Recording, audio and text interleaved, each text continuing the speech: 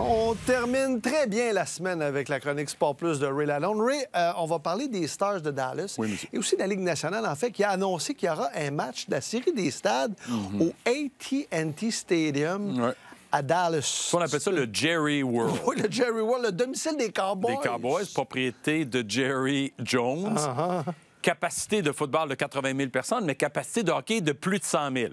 Fait qu'on pourrait avoir un record d'assistance. Il y a déjà eu une foule, Toronto, Détroit, au Michigan Stadium, de 105 000 personnes dans le cadre de la classique hivernale. Mais c'est important, ça. Pourquoi? Parce que le AT&T Stadium à Dallas, Luc, c'est un monument important. Ah oui. Tout ce qui touche les Cowboys de Dallas, l'équipe de l'Amérique, qui ne performe pas encore au niveau des attentes, mais qui demeure la plus prestigieuse, la plus valorisée sur la planète. Puis le stade, c'est un monument de sport impressionnant. Fait qu'emmener les Stars de Dallas, ça va être le 20 février 2027.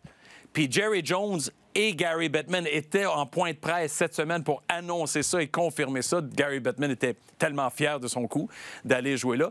Fait qu'on ne sait pas contre qui les Stars vont jouer, mais on a encore un peu de temps pour ça. Mais ce qui compte là-dedans, c'est, encore une fois, ça commence à être vieillissant, les matchs extérieurs, Luc. Bien, comme les classiques hivernales, c'est ça. Puis là, les séries des stades, est-ce que ça amène quelque chose de nouveau, une plus-value pour l'intérêt du hockey en Amérique? Tout à fait, parce que là, ça devient les stades visités. Tu sais, quand on joue au Fenway Park, on joue au Wrigley Field, et là, on s'en va au AT&T Stadium. Bien, il y a quelque chose d'historique là-dedans. C'est sûr que, bon, ils ont joué à Dallas déjà il y a quelques années, Predators contre les Stars, puis c'était au Cotton Bowl. Il y avait quand même 85 000 personnes qui étaient présentes. La classique hivernale, je pense, c'est en 2020. Ah, la classique hivernale, pardon. En 2020, oui, exact. Fait que tu vois, c'est quand on visite des stades nouveaux comme ça, on crée de l'histoire, puis on perpétue un peu cette nouveauté-là, puis cette rareté d'un match à l'extérieur. Il y avait eu le MetLife l'année passée aussi, le match entre les Rangers et les Islanders aussi. C'est de mettre dans son tableau de chasse, si on veut, à la Ligue nationale, des gros stades. Exactement. Comme on veut ça. Conquérir les stades en Amérique. Bon, là, à Dallas, il y a une histoire inusitée que tu veux nous parler. Le American Airlines Center, les Stars jouent dans cet amphithéâtre, mais aussi les Mavericks de Dallas de la NBA. Et là, ils sont colocataires, mais là, il y a une poursuite. Les Mavericks poursuivent les Stars. Ça s'entend pas. Alors, je vous explique rapidement. Ça a été construit en 2001, au coût de 420 millions de dollars. C'est quand même un bel édifice. Les Stars et Mavericks jouent ensemble. Ils cohabitent comme les Bruins et les Celtics, comme les Bulls et les Blackhawks, comme les Knicks et les Rangers, par exemple. C'est le cas souvent parce qu'on veut maximiser, Luc, optimiser le nombre de soirées d'occupation. C'est payant pour tout le monde. Mais l'amphithéâtre est la propriété de la ville de Dallas, pas de l'une des deux équipes. Puis dans les deux cas, il y a eu des changements de direction, particulièrement aux côtés des Mavericks, où Mark Cuban a vendu ses actions. Puis c'est un nouveau groupe de propriétaires. Puis c'est Rick Wells, qui est un ancien employé exécutif de la NBA puis président des Warriors de la NBA, qui est maintenant le président des Mavericks. Puis il y a des petites chicanes par rapport aux services d'opération, à la maintenance, aux améliorations locatives, parce que l'amphithéâtre a 24 ans déjà. Et on doit le mettre peut-être un peu au goût du jour, même si ça reste un amphithéâtre quand même de premier plan. Oui, puis en même temps, secrètement ou non, les Stars et les Mavericks songent éventuellement à déménager ailleurs. Fait que là, c'est le cas des Mavericks qui actionnent les Stars pour retarder le processus d'amélioration puis de réparation, rénovation dans le centre. Puis c'est parce qu'ils accusent les Stars de déjà envisager de quitter. Parce qu'ils sont déjà à Frisco. Ils sont déjà à Frisco pour leur centre d'entraînement. Ça avait été à l'origine une réalisation de Bob Gainey lorsqu'il était le DG des Stars. Puis ils ont gagné la Coupe Stanley en 99. Puis c'était Bob Gainey qui était à la tête. C'est lui qui vraiment est responsable du succès puis de l'expansion, puis du rayonnement du hockey mineur au Texas, Luc. Alors, il faut lui donner le crédit à Bob. Mais ce qui est clair aujourd'hui, c'est que là, les deux ne voient pas les choses de la même façon. Puis c'est un peu fatigant toujours d'avoir un colocataire, mais c'est payant, mais c'est irritant parce qu'on s'arrache un peu les disponibilités, l'utilisation, le terrain ou la glace, et ainsi de suite. Mais c'est à suivre parce que Gary Bettman s'en est mêlé lui-même cette semaine en disant que c'était ridicule, ce dossier légal-là, entre deux organisations qui ont été des compatriotes pendant plus de 20 ans. Chicane de millionnaires, comme on dit. Exact. Parlons de branding, d'image, de marque. On sait que c'est très important, pas seulement dans le sport, que ce soit Starbucks, Nike, on voit les logos et on reconnaît tout de suite la marque. Mais pour une organisation sportive, une ligue, c'est d'une importance capitale. Quand on parle de ligue, quand on parle d'équipe, le branding, c'est un sujet très pertinent, ça, en 2025, dans la population.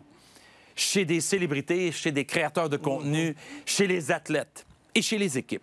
Parce que le branding d'une équipe, d'une organisation, d'une ligue, c'est un peu le premier point de contact. Mais c'est plus que le chandail ou l'uniforme. C'est tous les points de contact de l'organisation. Mais étant donné que c'est ton logo, bien, c'est la première chose avec laquelle on s'identifie. Puis il faut qu'il y ait un attachement émotif. Fait que je vous présente là, ce que je considère, il y en a d'autres, là, Manchester United, puis Liverpool. Mais ça, dans le monde entier, de Barcelone à gauche à Real Madrid à droite au centre, les Warriors, les Canadiens, les Yankees, les Cowboys, Paris Saint-Germain. Non, mais ça, c'est des grandes marques de sport. C'est connu partout. Là. Partout sur la planète, on porte des casquettes des Bulls de Chicago à cause de Michael Jordan. Puis les Yankees de New York, ça signifie l'Amérique, si on veut. Fait que ça, c'est des succès instantanés. Ils sont instantanés, ils sont clairs, sont simples, sont transparents. Il y a une connexion émotive. On est attaché à ça, puis on les suit, puis on les aime. Puis quand on est impliqué socio-affectivement, ça fait en sorte qu'on suit les péripéties de cette organisation-là. C'est la même chose quand on parle de logo d'équipe. Puis ça nous amène à parler, cette semaine, du lancement à lutte de 2 nouvelles franchises dans la Ligue de hockey professionnelle féminine et leur logo. Exact, parce qu'au départ, c'était Seattle, Vancouver. On se disait, est-ce qu'il va y avoir un logo au début de la saison? Mais là, on a la réponse. La réponse, c'est oui.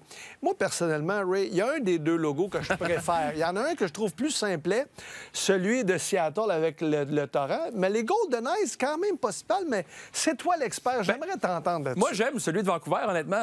Golden Eye, quand j'ai vu ça, il y a un bon mix de couleurs. C'est simple, c'est clair. Je sais à qui j'ai affaire. Mais je suis obligé d'être d'accord avec toi sur le côté Torrent Seattle. Je trouve que c'est pas suffisamment identifié à Seattle. C'est un peu comme le Charge d'Ottawa. Puis là, je veux pas être critique, là, mais c'est pas une réussite, ça, le logo des Charge d'Ottawa dans la même ligue. Celui de la Victoire, celui des Sirènes de New York, il y a des qualités importantes. Mais on lance un produit. Ça va être notre marque pour une durée assez longue, déterminée. Il faut que ça connecte avec les gens. Je n'ai pas cette connexion-là affective avec le logo que je viens de voir là de Seattle. Il faut aller chercher les gens dans les trips. Il faut qu'on soit fiers de le porter, d'être associé à ça. C'est comme ça dans tous les produits de consommation, que ce soit un logo de Mercedes-Benz, un logo de Starbucks, un logo de Nike, peut-être le meilleur logo au monde par sa simplicité. Il faut qu'on soit capable de le reconnaître, de l'identifier, puis on veut le porter fièrement. Fait que, est-ce que les gens vont se diriger vers ça aussi facilement? Localement, j'imagine que oui, parce qu'évidemment, il y a une signification plus locale. Exact, plus locale, mais en général, peut-être moins. Mais est-ce que, compte tenu que la Ligue est nouvelle, qu'on n'a peut-être pas les mêmes, évidemment, effectifs que les grandes ligues, que ce soit la NBA ou la Ligue nationale? Parce que quand on regarde les 8 logos, c'est intéressant, mais c'est pas parfait, comme tu dis, non. là, tu sais. Mais... Bien, moi, encore une fois, c'est quand même bien parce que faut se rappeler, il faut pas que ça soit complexe. Il faut pas qu'il y ait trop de choses à regarder. Parfois, dans le hockey junior, par exemple, pour avoir travaillé longtemps avec ces gens-là, j'ai remarqué qu'il y a plusieurs équipes qui mettent trop de stock, trop de matériel, trop de contenu, trop de texte. De cette façon-là, on est plus simple déjà. Puis les couleurs sont importantes parce que ça a une connexion locale qui est importante par rapport à l'association. Mais il y a une chose qui est claire, c'est que pendant que cette ligue-là prend de l'ampleur, prend de la valeur, puis ce n'est que le début d'une expansion qui va augmenter le nombre d'équipes régulièrement, Luc, il faut qu'on commence du bon pied. Puis il faut que les noms, puis les logos des équipes, puis les chandails, il faut que tout ça aille chercher le peuple directement dans les tripes, parce que c'est ça, le sport. Ça va chercher les gens émotivement, puis on s'attache à ça en permanence. Exact. Excellente chronique, encore une fois, Ray. Je rappelle aux gens d'aller sur nos médias sociaux, Facebook, Instagram, chaîne YouTube, bref, pour du contenu supplémentaire et exclusif de Ray. Merci, mon cher Ray. Merci, bon Luc. week-end. À bientôt.